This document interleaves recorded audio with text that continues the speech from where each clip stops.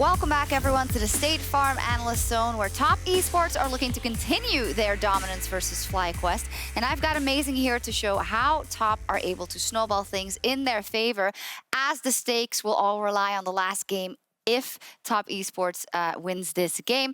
We started to look at kind of both top and DRX and what their chances would be for a deep run. Now, top esports is a tournament favorites, and one of the things they do very well and expertly is snowballing their leads. Amazing. Take it away. What I like about them is simply that they keep the game very, very simple and basic. So this play is obviously coming in after 3-6 and already solo killed solo, but understanding that this lane is now pushing out makes them basically revisit that top lane. So Karsa waits in the bush, has the game coming in, and as we can see here, solo also makes a bit of a misstep, but that's not the point. The point is that this is just such a basic play, it's executed perfectly, and it sets up the upcoming snowball that is then the next clip that we're going to see right now. Yeah, because I was going to say, it's kind of a basic gank, isn't it? It is pretty basic, but the advantage that 369 gets through that gank is actually pretty marginal. So what we then have to consider is like the map movements he does afterwards, and the map movements that also Karsa can do afterwards. So once his top lane advantage is basically being built up, he can then roam towards the bot side of the map, have the non-flash IgNar be punished on the bot side of the map, and meanwhile, and that's, I guess, the most important part is now on the minimap. As you can see, 369 knows that the slow push is coming in on the top side of the map. He roams down to mid lane and sets up the play on the opposite side of the map. So Santorin can't actually get any kind of counter play, doesn't have any cross map play. So basically, they control the whole map just through having the top lane advantage. So you actually, out of that kind of first moment, which is standard, you're expecting a top lane gank. But I think that's why always, sometimes the differences look so big when we see these really good teams playing out their games versus lower tier teams, because it feels like they chokehold you on every part of the map within like 1-2 minutes when they get a small advantage.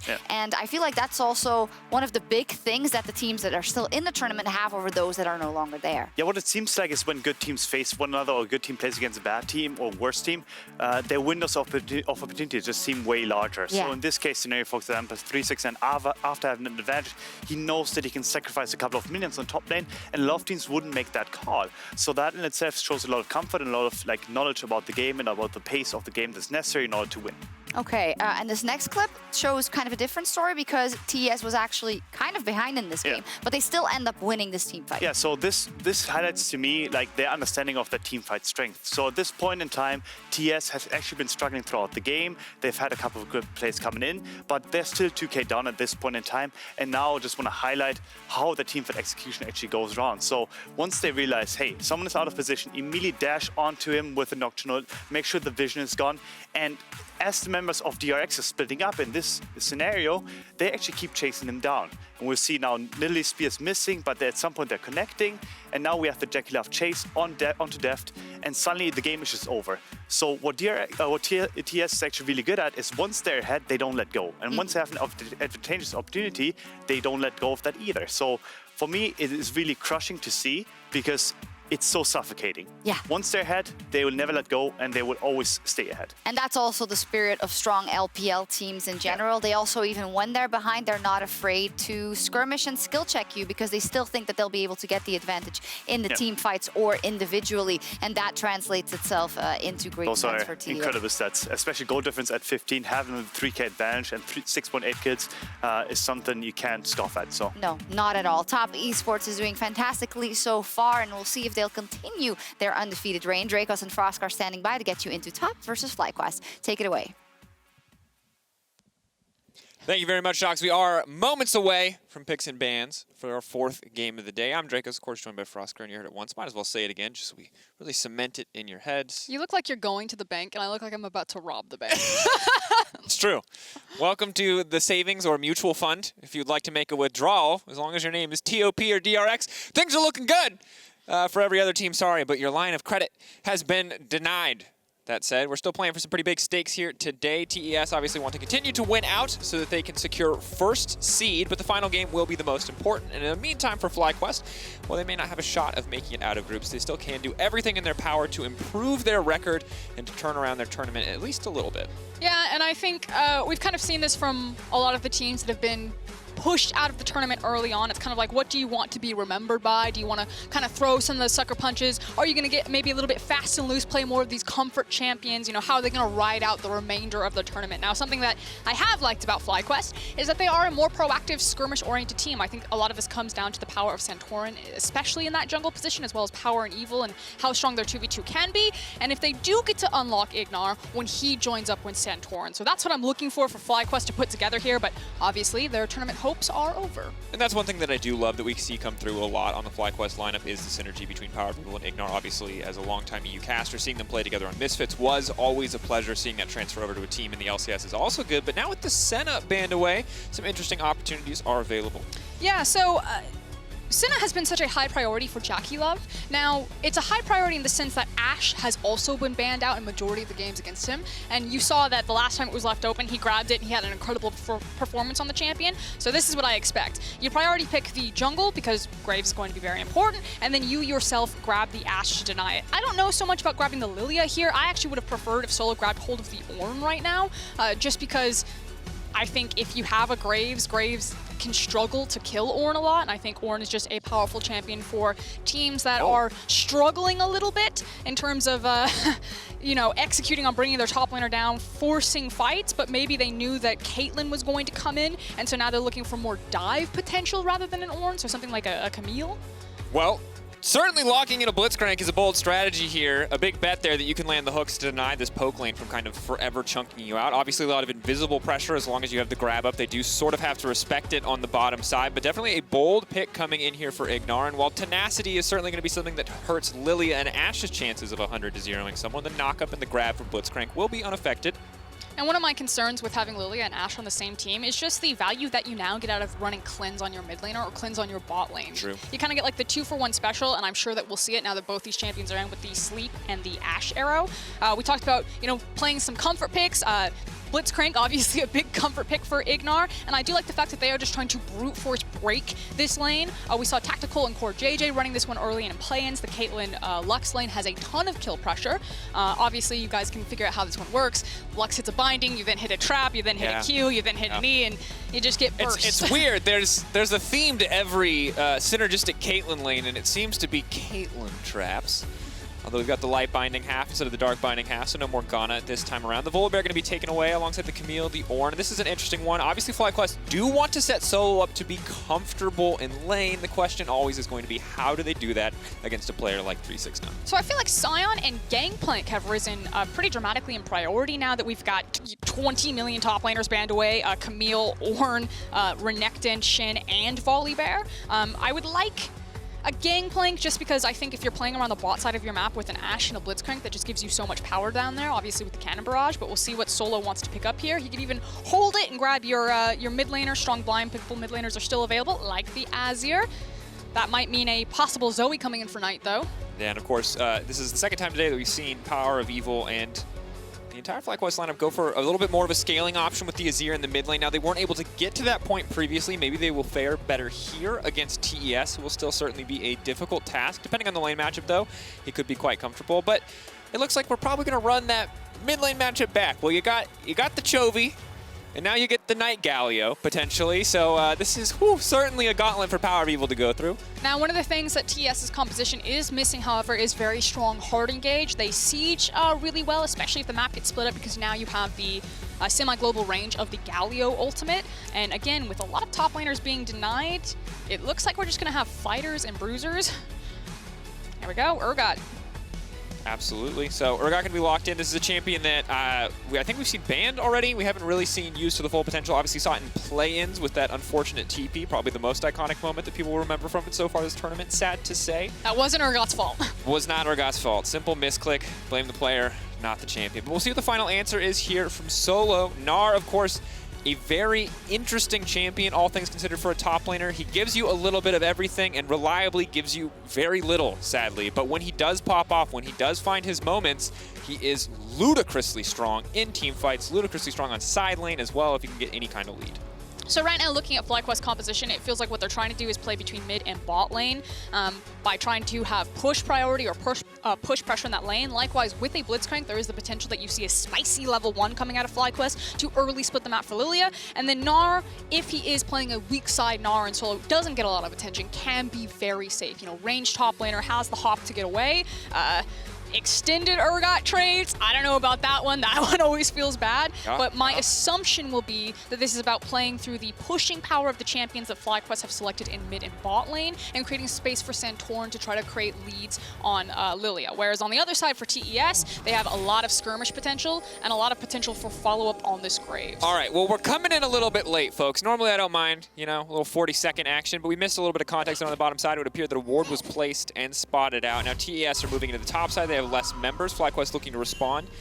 And of course, if you've been following Worlds so far, you know how crucial, how important level 1s can be. So a single piece of vision, spotting out and denying a hook coming in from IgNar is a big deal.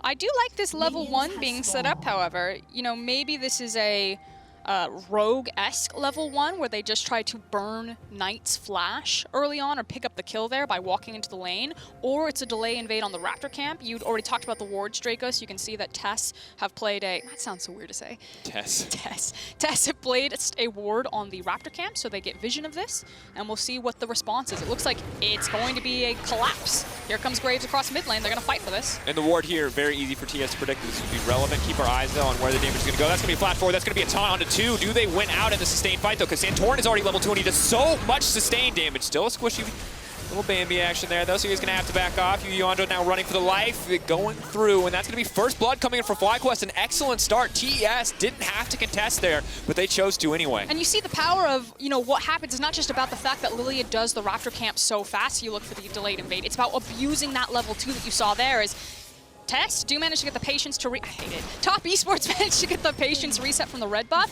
so JackeyLove is going to help Karsa at least get his primary buff, but you might say damage done, especially because WildTurtle and IgNar are getting first to this wave right now. And getting level 2 early on this lane is a very big deal. Now, of course, important to know that JackeyLove did hold on to his flash, but that said, yuyanjia is going to be very vulnerable here on the bottom side of the map. A single hook connects, which should be easy to do so if you could just flash, go for the power fist to kick things off. That is a decent amount of kill pressure bottom side. I want to talk about this Santorin pathing, because it's ending up being a split map anyway, and I don't know if it necessarily had to be, because he had priority with WildTurtle and IgNar. We talked about getting to the lane first, the fact that, you know, you have flash still on your Blitzcrank. Now they're letting the wave slowly, not necessarily push in, because it's even right now. In fact, the cannon's probably going to kill those and turn on the cannon.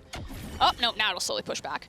But the fact is that Karsa went red and then walked across, and I don't think he was spotted out by vision. You now see a red ping go down on the Grob camp, so it tells me that FlyQuest assume that Karsa is in their jungle, but I don't know. We'll see how it pans out. I'm a little bit curious. I was like, yeah. I think you could have denied more from Karsa there rather than prioritizing early rotation off of your Raptor camps. I mean, if Santorin decides to power farm, then maybe it's worth it if he gets second rotation of Raptors into his own Raptors again and starts creating an EXP lead, but I think he loses a lot of pressure for his bot lane. And as we see PowerOfEvil sustain some of his own pressure in the mid lane, I think it's a really good thing that you bring up Frostgrove, because splitting the map like this, while it certainly has given Santorin what feels like a pretty decent jungle advantage, or would look to, but Graves right now at least clearing some camps out much quicker.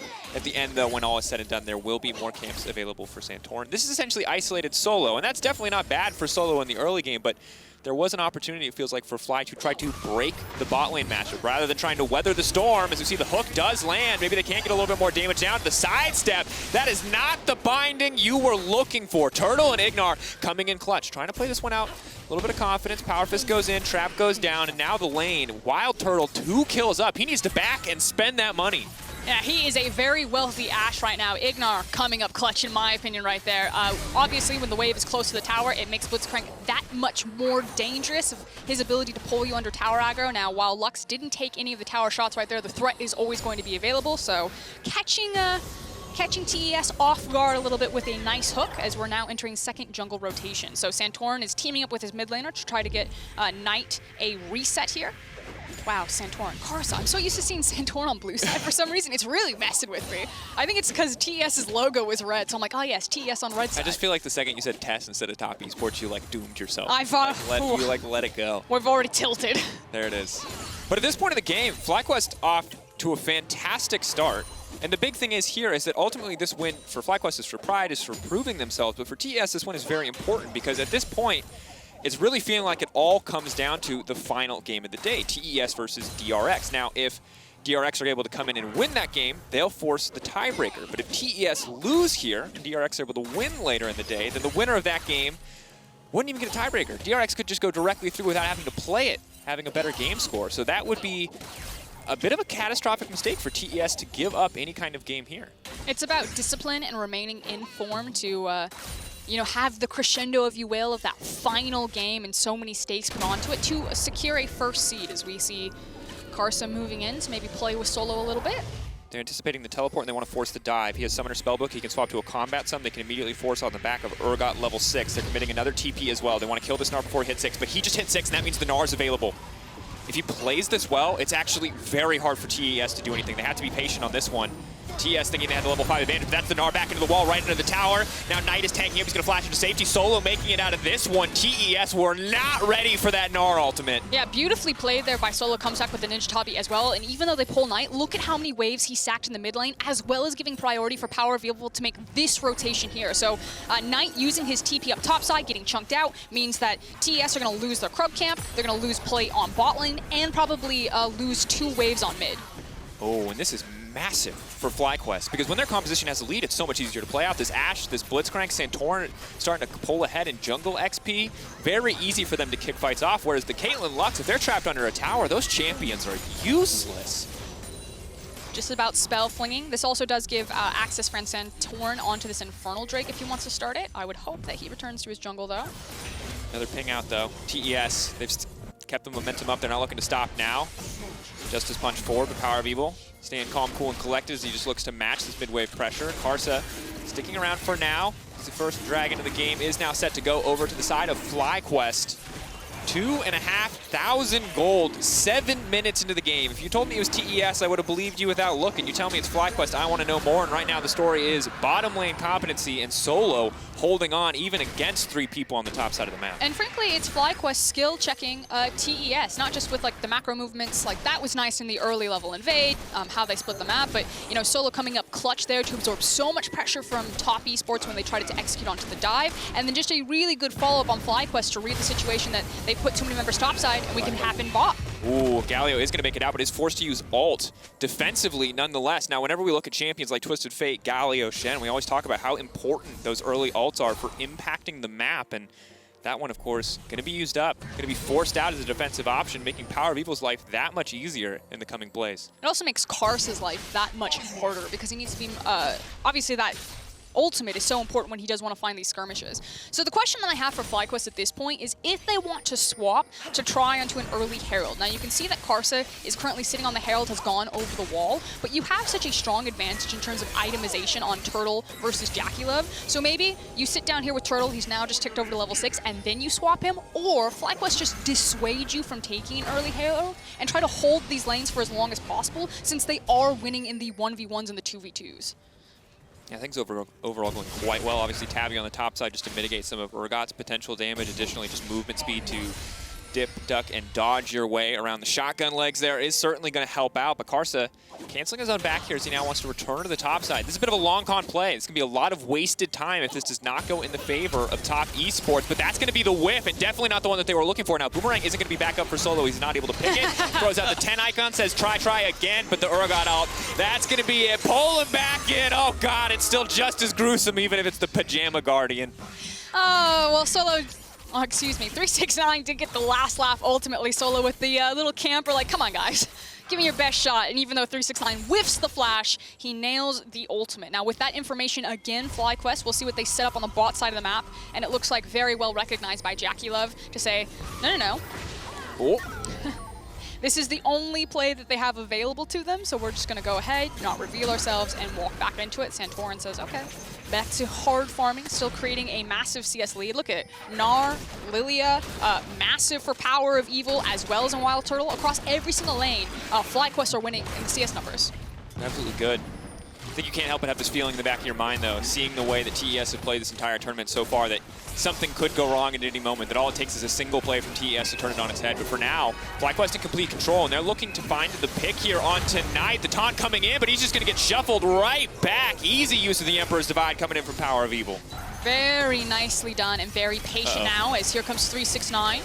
369 walking forward. It's going to be a slow fight. Santorin dodging around the side of the pit. If ADC does manage to connect, and it does, he's going to be in trouble. Very squishy still on the Lillia this early in the game. So Karsa's going to grab that one, and it looks like Herald will go over to TES as well. But in the meantime, WildTurtle looking to break down this bot lane tier 1 tower. At least getting something for FlyQuest on the map right there.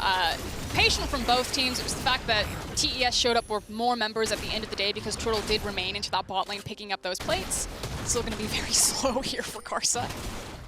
Break that one down as the eye goes through, but of course it looks like doesn't want to use the smite quite on that one until he's absolutely forced to. Turtle will break the first tower of the game, 610 additional gold going in his pocket. And note the build as well, Essence Reaver first for this Ashe going to be coming out. So a lot of arrows, a lot of engage opportunities for the side of FlyQuest. And we'll keep tabs on WildTurtle if he goes for like the full raw damage build, the Essence Reaver into the Infinity Edge, or if he pivots for more of an attack speed post Essence Reaver, as it's now been completed. I love an Essence Reaver Edge build.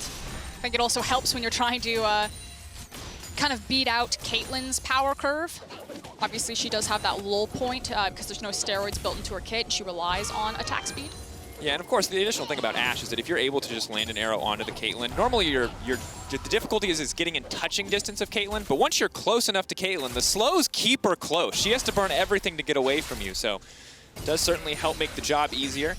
Whereas Blade of the Rune King, as nice as it is, can be a little bit more difficult to find those 1v1s. I think it's nice too because obviously with the Bork it would help you burn down the likes of the Galio and the Urgot, but when you have an Azir, you don't necessarily have to be that responsible for killing the tanks because you can let Azir do a lot of that work for you, as well as Solo up here on the Gnar. Solo going to take a decent chunk of damage, but of course already has some Ninja Tabby, so a little auto attack from Harass from JackeyLove isn't going to hurt him too badly. Solo doing a very good job of holding on at this point in the game. But the question for me is, where does 369 go? He's got the Summoner Spellbook, and right now it's Ghost Ignite. And there's certainly a lot of kill pressure from base numbers alone coming in from this Urgot, especially when you add a Black Cleaver to the mix, whereas Solo hasn't had an opportunity to back yet, so still hurting for a major item completion. Yeah, so 369, interesting lane assignments, picking up bot lane while you see that Knight is actually pushed up and facing WildTurtle as Herald is dropped down behind the Cailtlyn. That makes sense. You want to try to funnel as many plates as possible into her, but here's a potential dive. Santorin going to be in trouble here, though, because once again, he is very, very squishy. And that is going to be Venison for the side of TES. Easy finish out on that one, and Solo might just be another name on tonight's dinner menu as he's going to get poked out as well. Karsa with the blast to the face, and it's already starting to look a little bit rougher for FlyQuest. Ah, it's Venison and Squirrel. It's very different palettes here. Oh, that's tough. And for FlyQuest, you can see what they wanted to do. They wanted to punish Knight. They wanted to make sure that this Galio did not get to play League of Legends. The good news is they have enough of a lead overall that they can still get a Constellation Drake on the back of that one. But it does mean giving up some of the gold advantage that they worked so hard to build up earlier on. Yeah, but now they've got 2 dragons. The next one will be in about 18 minutes. So you're looking at a potential of a 23-minute soul, which is obviously going to feel really nice for FlyQuest because A, they spike really well on 2 items and then continue to spike really well. They have tons of scaling potential for them. So while the last exchange, kind of looked like it was traded 1-for-1, tons of gold being funneled into JackeyLove's pockets, it still feels like a really good position on this map state for FlyQuest. Yes, but definitely need to keep it together. Cannot afford any more small mistakes, because at this point the gold is starting to even out, and as much as those Drakes are going to help, you're still hoping to play around Soul Point. You're hoping to maybe utilize this Gnar and all of his glorious ultimate power, especially as Solo gets closer to level 11, to lock down TES, to find that big combo to close out a fight. I feel like Solo's job is just going to be as obnoxious as possible. Yep. Yeah. He's actually building a slow push here. The minions will focus fire. See if they remain focus fired. Yep, so it will slowly push away from him and build up. And as the second wave crashes, it'll be a little bit more rapid, and we'll see what Knight does. Of course, has both the ultimate and the teleport available, so can't be anywhere that he needs to. Meanwhile, in the mid lane, waiting for FlyQuest to find another opportunity to make plays. I like what we're seeing on the mini-map, not so much on your screen, but on the mini-map you are seeing IgNar and WildTurtle push in and lay down a little bit of deep vision. Of course, when you have a Blitzcrank on your team, breaking mid lane tier 1 tower is hugely important because it sets you up for some nasty picks just like this. Sidestep there, though. And that one is going to get stolen away. So FlyQuest with a good setup, with a good idea, but not able to find the execution. So what FlyQuest are doing right now, like you're talking about looking for picks, but they're basically playing off of their mid lane priority and then trying to chip down top tier tower. And they're doing a good job because since Solo is slow pushing this wave, it might actually time up where this wave builds up and crashes into bot tower or applies pressure where TES try to maybe pick him off bot side. As I say that, they're doing so now, which gives Turtle space to commit to the top tower. So you see Ashe now steps forward since TES have shown on bottom side with multiple members, and he gets to shove this one down. So really good cross-map wave management there. And yeah, it sucks that Solo had to burn his flash, but ultimately WildTurtle and FlyQuest continue to break open this map and try to accelerate the game. And this is one of the difficulties of Summoner's Spellbook, is that obviously when you have a spell like Ignite and Flash, you have to be willing to burn one to get back to your original spell to teleport. In this case, 369 just has to get up there the old-fashioned way to try to contest that one. So it will be another tower taken out. FlyQuest for now, holding on to a 2K gold lead, 2 Drakes as well. All things considered, looking pretty good in this game. PowerOfEvil scaling quite comfortably. You look at individual CS discrepancies, and they are certainly still favoring the side of FlyQuest. Yeah, and now it's going to be how they problem solve breaking down this mid tower. Now, historically, how you do that is... At landing that arrow. Oh, JackeyLove. Absolute MVP of dodgeball in his elementary school class. No doubt there after that one. What I was about to say is you can throw multiple members into the lane and just start fishing with pieces of CC to force you away from it and chip it away, or you hard push side lanes and then use the inside track of getting your numbers there first and start cheating in and potentially threatening a dive. But FlyQuest go for the kitchen sink method. They throw an arrow, they throw a swirling seed. I don't even know if the Blitzcrank hook came out before the camera got there, but they could have thrown that as well. And at the end of the day, you get what you came for. Would have been nice to get JackeyLove as well, but happy to grab the tower in this instance. And of course, the arrow cooldown still relatively low. Will get lower as level 11 comes through. TES looking to make it a trade, though, have opted to start up this Herald. Of course, second Herald never feels as good because you're not getting tower plates off of it, but a single one fight in a Herald like that can lead to 2 or 3 broken towers if you're in the optimum position. And that's the question. Do you use it before the dragon fight or after the dragon fight? Because what the second Herald's going to give you is map control and map pressure. And if you use it before the dragon fight, it's obviously then trying to get priority or tempo elsewhere, where you're either trading the dragon for multiple towers or you're forcing FlyQuest to respond to it so you yourself can stop the dragon stack, which is what I think they'll do. Or you hold on to it, you go into the fight, you ace them, and then you place the Herald, and then it's even more devastating. So that's what we'll be tracking with with TES. Yeah, the question is TES looking for the more likely, more practical example, or are they looking for the let's go all in, let's bet it all, and maybe we end up with a worthless Rift Herald, but if it goes in our favor, let's just build a monumental gold lead. Checking in on itemization as we're setting up for this 26th third dragon here. Reminder that it's a potential 23-minute soul for FlyQuest if they pick this one up. We have Reverie that's completed for IgNar, so watch how that is used to gap close and try to get back onto JackeyLove. Right now, TES fighting into enemy territory. They have so many control wards just to make sure that they can get in the area, but it is eyes on IgNar. He's holding, though. He's waiting. Has to be patient here. He hooks Karsa. It's a good look. He hooks 369. This fight could be over in an instant. Urgot very tanky. PowerOfEvil, of course, as well as Santorin are going to do good damage to him, but not going to burst him enough to take him out of the fight. Look at the mid wave. Oh, going over the wall. He's going to get locked up. It looks like they might just have enough damage. Now 369 trying to sidestep, trying to make it out of this one, but they're not able to take him out quite yet. They've burnt literally everything on the Urgot, but it looks like it was the right choice. Now they're going to have to concede a tower here from the side of FlyQuest, but in the meantime, they should be able to take down this third Drake uncontested. A good pick from FlyQuest. Really nicely done from FlyQuest. Again, a lot of patience, especially around Santorin and IgNar. Woo! Santorin securing the dragon right there. Ultimately, it was IgNar's hook, but Santorin also had really good position with the Lillia over the side, trying to fish again for swirling seeds. And also the fact that they just patiently sat and they looked at the dragon, they looked at the mid wave, and they said, the longer that TES sit here, the better it is for us because they're losing waves to mid lane tower. So us just standing still because of our wave state is actually advantageous for us, as well as now putting them up for soul point. Very good situation to be in overall. And when we look at this composition from the side of FlyQuest, they're in a position where now that they've built a lead, as long as they don't walk blind into Fog of War, it's a pretty good composition to play out. You've got pick potential with the Ashe and the Lillia, both of which also bring some pretty solid team fight power. Pick potential for the Blitzcrank, which when you're behind feels useless, but when you're ahead like this, you are able to blow up the tankier members like 369.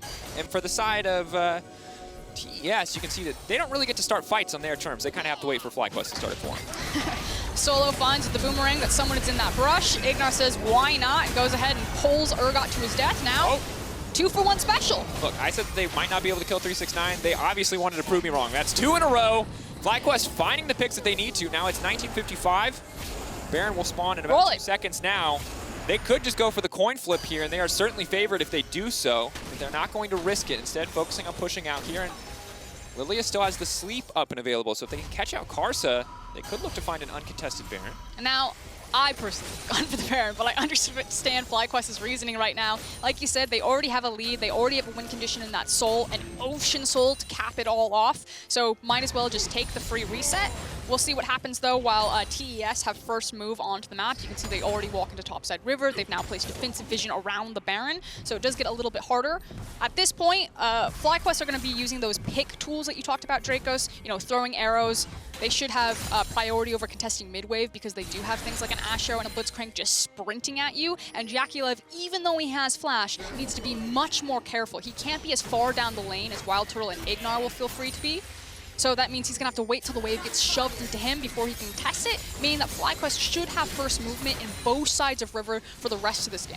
Which is extremely powerful, especially because we're now coming up onto the point where TES might be put in a tough decision. Now, of course, FlyQuest can find a pick and take an objective cleanly, not risk any kind of 50-50, just want to fight straight out. But even if they go for it, they put themselves in a 50-50 situation, there's always a chance that they can just force TES to choose. Do you contest the Dragon? Do you contest the Baron? And while TES are certainly an accomplished team, they're going to need JackeyLove to bring in that clutch, in-the-moment shot calling to make the right decision, because if they don't, we've seen so many teams fall apart in this decision-making process. The issue is that FlyQuest have put top esports on a timer. You know, the Soul is going to come out, and JackeyLove went for a very expensive build. You are now in the power trough for Cailtlyn. This is the traditional build outside of the Storm Razors, so going for that Infinity Edge. So they need to funnel in way more gold for JackeyLove before TES actually have a strong enough composition, I think, to actually 5v5 FlyQuest. Yeah, and the good news now is that 369 is back to the TP. He cycled through enough spells. Had clarity there for a moment. A long time since I've seen that one. But now we'll have the TP to join the fight. Knight's TP is not too far off. 1 minute and 40, of course, until that Ocean Drake spawns. And for now, we're chilling. We're taking a break. Everybody knows round 3, round 4 about to start in a few minutes. So grab your popcorn, grab your drinks. This is the time. For now, it's about farming. It's about laying down vision. It's about using your pressure to set you up for success in the long run. Or if you're IgNar, it's about hiding in the darkness with your big robot fist, looking for an opportunity to grab that Cailtlyn. I don't know who was hunting who, though. JackeyLove set down the ward and just immediately stepped forward, and IgNar was like, ooh, okay. It's the bluff. She lays down the ward, you're like, do it. Then she autos you, she's like, I'm kidding, there's no one else here, leave me alone. Please, officer, please! Oh. Dragon going to be spawning in 1 minute. Like you said, we're just going to be in a lull state, farming till then. This is kind of the make or break or do and die situation for TES. My personal opinion is that this is FlyQuest's game to lose from this point. Yeah, absolutely. I mean, certainly with a 3K gold advantage and 3 Drakes up, they are in control. They get to dictate the pace of the game. It's really TES who has to respond to them. And while TES have certainly fought back to a certain degree, finding the 4 kills that they have, it has not been enough to put them in control. Now all it really takes from FlyQuest is a single arrow, a single hook at the right time or in the right place to grab this Ocean Soul and set themselves up really just to end the game as now the TP is coming in. Yeah, and TES recognize kind of the stakes here of this fight. You know, pulling 369 in, they're sitting in the river. FlyQuest very smartly like, okay, you can sit in there. We're going to shove the wave, so we're going to make you choose. You're going to lose something here. Play this one slow, though. Have to still be careful. JackeyLove doing a good amount of poke damage to kick the fight off to PowerOfEvil. Look at Knight, trying to set up for a flank. If he can get a massive CC taunt, that obviously would be ideal for top esports fans. But FlyQuest, again, just need to play this one slow, pick their target perfectly, because, again, they shoved in that mid-wave. They're denying TES farm on the tower. Okay. Knight's still on the flank. TES are going to wait out solo on his Gnar form, and then they're probably going to step back in and try to contest here. So the Fury Bar is going to be really important management for this fight. Yeah, and of course, I believe 15-second cooldown until you can get rage again. So they have this window of about 30 seconds, let's say, give or take, where they know that the Gnar will not come to bear. The question is, can they win the fight anyway? They've hooked JackeyLove, they maybe just kicked it off, but that's Knight on the backside looking for the taunt. WildTurtle now locked out, but who's going to get it in the end? It looks like the Ocean Soul has been secured by Karsa. FlyQuest now running for the hills, but they'll find 2 kills off the back of that. TES may have saved themselves from an Ocean Soul, but it still looks like they're going to lose the fight. The scoop back in! WildTurtle says, give me another! And that's looking like a triple as it comes through in the end. Clean fight from Fly. And that should be the Baron. FlyQuest is going to feel so confident to walk across the mid lane, to pick pick up the Baron. Yeah, they didn't get the Ocean Soul, but they got more than what they came here for, and they'll be able to set up for that again and again because their composition still scales so wonderfully. And that's the thing. As good as it was for the side of TES to secure the Ocean Drake, it does to a certain degree right now feel like they're delaying the inevitable because now it's a 5K gold lead. That's going to grow again when this Baron drops and all that extra money goes into FlyQuest's pocket. And now they have to survive the siege of the Ashe, Lillia, Gnar, Blitzcrank, Azir, and those are not easy champions to survive against. Taking another look at this one, I do want to give out credit to Solo. As soon as he saw that Knight was coming in, he tried to immediately jump onto the Galio. You actually can't see it on the top of your screen. Knight does ultimately get into the back line, but it allows enough time for WildTurtle to reposition. He's got Solo in front of him as well as IgNar, and then they just allow their AD carry to push through. JackeyLove at this point, just trying to go hero mode. Can't get it done as PowerOfEvil has moved all the way around the pit and then finds him, tosses him back into the team, and just really wonderfully played, I think, from minute one from FlyQuest. This is a fantastic game from FlyQuest. And as said before, there were a few hiccups, but I was skeptical when I saw that Gnar pick locked in for Solo, but it did well. This feels like the first time that Solo has not only weathered the storm, but also flourished in these fights. And now finally, we get to see IgNar, WildTurtle bring all of that power to bear for 369. He is slowly going to get chipped away here. They have to be careful, though. They're using the sleep a little bit early, knowing that they can't fully commit to the Urgot quite yet without anyone else there to do damage. But that's big damage coming in from JackeyLove. Luxalt to follow. Will get sidestepped. But obviously, FlyQuest still need to be careful. The damage is there for TES. The setup, not so much. But if Fly walk into the wrong part of the map, they will get popped off on. Yeah, multiple crits coming out of JackeyLove, just taking chunks out of WildTurtle. You can tell that Top Esports do have some teeth in their bite right now, but still, FlyQuest should just play the map with this Baron buff, continue to snowball their own gold lead, closing in on 10K now. How much longer before they're gumming it, Frosco? How much longer before it's dentures left for TES? I'm going to say PowerOfEvil or IgNar just gets one good punch. That's it. How many teeth can IgNar knock out with this one? Now, the good news is Karsa has that Edge of Night. Early lethality purchase certainly going to help him out a lot, as well as stop this hook from really being a massive threat. Solo on the bottom side. He is just the chauffeur for this minion wave. He's just driving it in. He's just poking down, but he knows his only job is to protect this cannon minion because there's another point of pressure in the mid lane as well. And I already have access to the tower. WildTurtle laying down a bit of poke as well. You can see it's all about just weaving in and out, trying to get free autos without giving anything up here from the side of FlyQuest. Now, they do have Gnar on the bottom side. If they wanted to pull the trigger, here is a good opportunity. And as stated before, once it fades away, it will be a small window before they can try to activate that one again. I mean, I think at this point they're just trying to get as much chip damage as possible with IgNar kind of fishing for a hook. If he gets a good one, that's obviously going to feel really nice, but FlyQuest should be sitting on a bunch of gold because of the towers that they've taken. So I don't think they're going to try to force their hand too hard here. If they go wrong, they would give a lot of shutdowns over. Big arrow, Mikhail's fall out. Oh, deep teleport. This flank could be massive. Keep in mind, it's a low health bar for JackeyLove, so they're going to have to play this one out a little bit slowly. JackeyLove has reset his position. Knight has flanked. FlyQuest have spotted him out, and now Knight actually might be in trouble. Oh, hawk shot. They're retreating. He needs to use his Galio ultimate reposition. Alt to poke. He's just going to walk around. That was not the heroic TP flank that they were looking for, but you can see how much FlyQuest have TES on the ropes because that Galio TP play might have been the only way they could get a clean fight started off in their favor. And it's a minute until the next Ocean's Dragon. And when you're on Soul Point, they have to come and fight you. And right now, FlyQuest, they've played well, they've played so good, but they might not need to in this last fight. They might just be able to beat TES down with their wallets, with all of these itemization advantages you see across just about every character on the side of Fly. Yeah, and it's not even just the wallet, it's the map pressure that they can have. You know, they have super creeps that come in through the mid lane. FlyQuest can play the same move that they did last time, which is hard shove the mid lane wave, allow that to funnel in, and then just stand at the dragon and wait and say, TES, you know, are you going to come at us? Because you got to take care of your base. Ooh. Flip it. Flip it for the NA fans, because that's NA hope right now. You might be knocked out, but you can go out looking good after a game like this against TES. Arrow going to connect on 369. They're going to pull him back to the middle of the team. The follow-up is there, but they can't quite get it done. Karsa now leaping into everyone. WildTurtle going to be isolated, taunted off to the side. That's going to be massive. Maybe, just maybe they can turn it back. But Fly say no, not today. Chasing him down. Solo, bobbing, weaving, moving forward in the fight is PowerOfEvil. Looks for another opportunity to throw a few more autos down, but they've killed WildTurtle, but not Santorin, and that means Cloud, or Ocean rather, an easy pickup here for Fly. That's going to be Ocean Soul, and while TES is starting to throw a few more punches, Fly still coming out on top. Yeah, it's just the shutdown bonus. I believe it was Knight who got the shutdown as well. So on the Galio, I'm going to say not going to make that big of a difference here as we take another look at it. I was just going to talk about, you know, the strength that IgNar and WildTurtle will have right now because 369 is so vulnerable.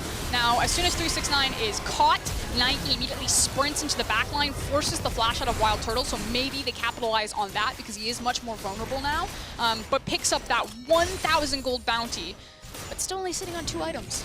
Yeah, and at the end of the day, now there's the QSS to contend with as well. Blitzcrank building towards a Righteous Glory, and of course, Ocean Soul.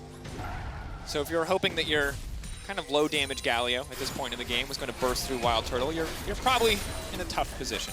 And I like the sentiment that Yamato brought on the analyst desk the other day about Galio and, you know, some of the incredible mid laners that we have on this tournament, and that it kind of masks your strength. You know, you don't get to shine as bright on the Galio as you would other champions, and you know, I'm kind of tired of teams picking it. You know, the list of mid laners that have played Galio and the list of mid laners I never want to see play Galio are almost the same list. It's a circle. Chovy, Showmaker, Knight.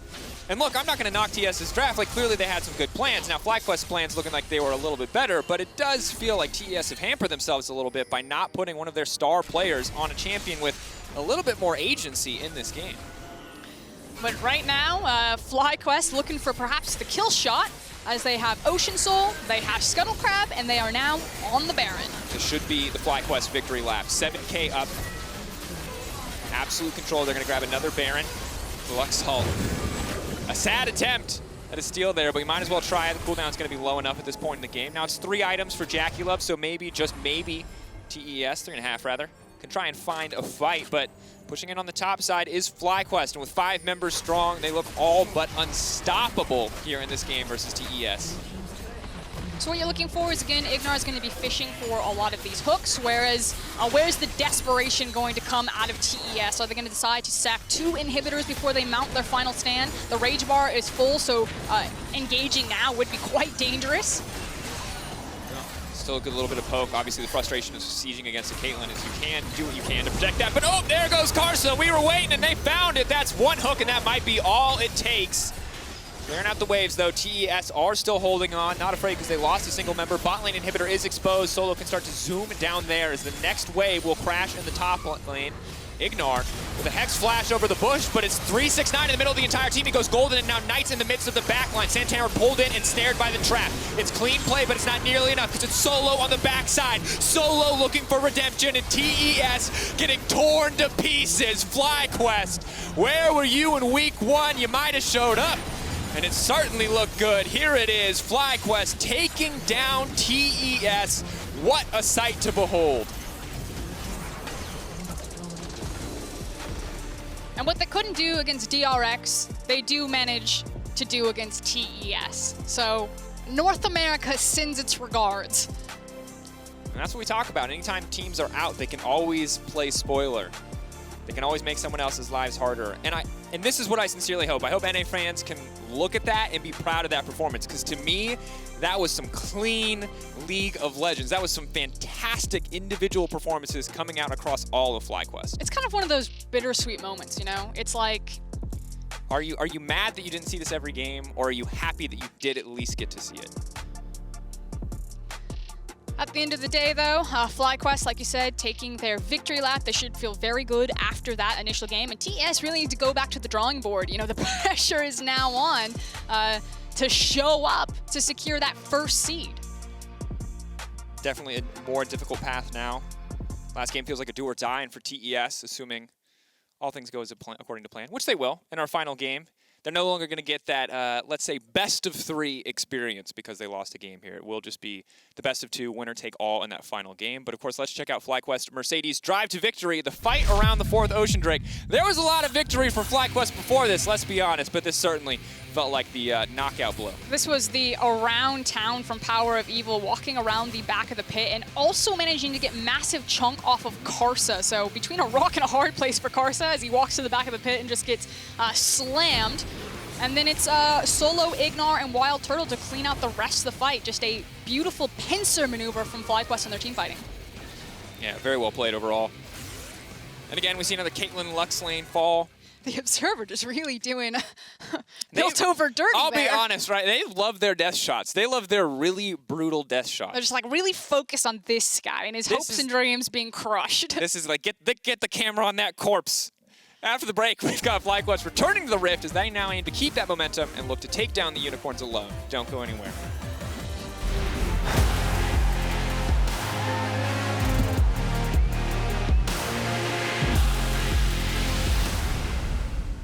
Hey Mercedes, legends run wild, each one unique, with astonishing power, unstoppable, master warriors, ready to compete. Seeking glory.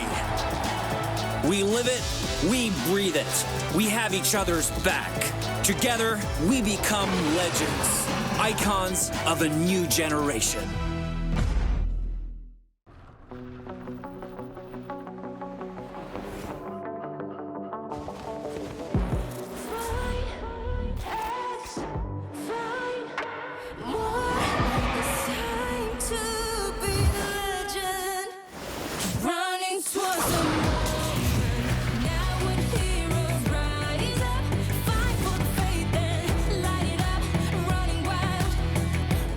We can always be the legend.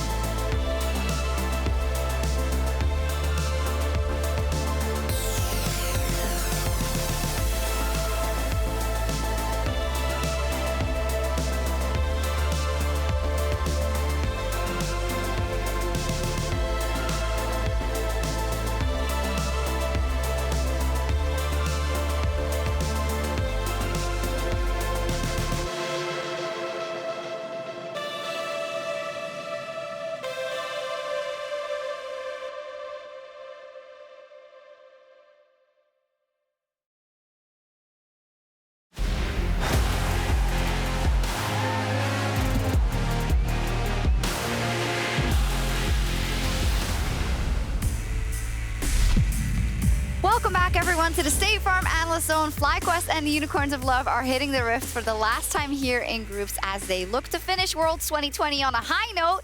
We wrote that introduction before we saw actually TES versus FlyQuest, and FlyQuest just demolished TES and the first team to beat top esports at Worlds 2020. Who'd have thought? No 6-0 groups this Worlds. I'm actually so happy for FlyQuest, and you know, you can't say, okay, a couple of things in draft maybe were a bit interesting, but they straight up played a fantastic game.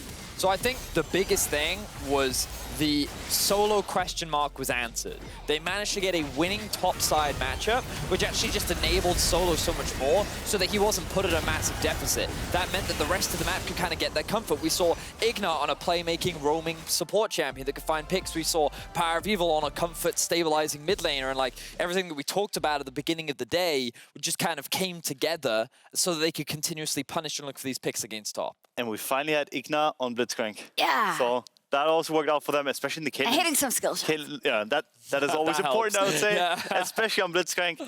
No, but especially against Cailtlyn's bot lane, that's so important to have that playmaking support coming in and actually performing. And now we're talking about PowerOfEvil too.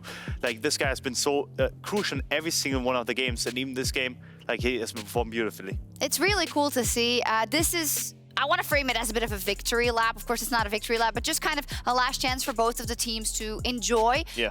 For the Unicorns of Love, also a great story. The fact that they have made history and being the second LCL team to make it and still make it from the play-ins to the group stage. And for the Unicorns of Love particularly, who is an organization who have fought to get to Worlds so many years and now made it, which is super awesome. And I do feel like I'm missing something from the Unicorns. They had some really competitive games and plans. They were quite convincing in some of that, and I haven't seen that much of that in the group so far. Why do we think that is? So for me personally, it's kind of surprising that they haven't kept inventing afterwards. The innovation has kind of stopped, and they honestly just regressed to the point where, I mean, obviously the individual ability is kind of lackluster compared to the other teams, which is no shame in that. There's no shame in that. But the innovation has carried them throughout the play-ins, and I think that is something that I would have liked to see. Maybe a couple more picks coming out, especially in the mid lane. We didn't see the dark technology, as call it.